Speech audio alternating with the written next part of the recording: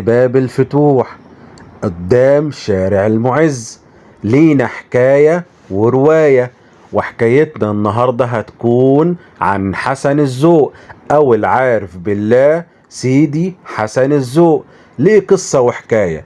حسن الذوق كان كبير الفتوات في الوقت دوت، وكان بيحكم بين الفتوات، وكان لو في أي مشكلة هو بيتدخل فيها سواء صغيرة ولا كبيرة.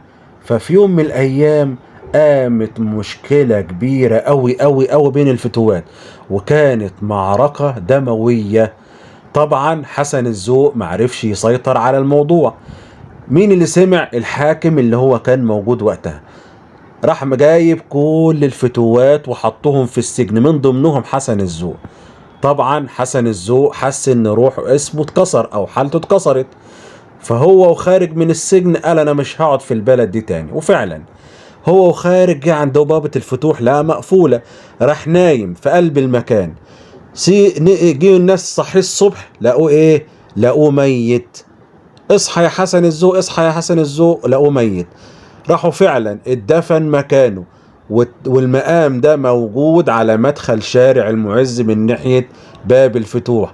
وعشان كده المثل اللي بيقول الذوق ما خرجش من مصر، ده المكان اللي بيشهد على المثل ده. المثل ده حقيقي وبينطبق فعلا على شخصية حسن الذوق.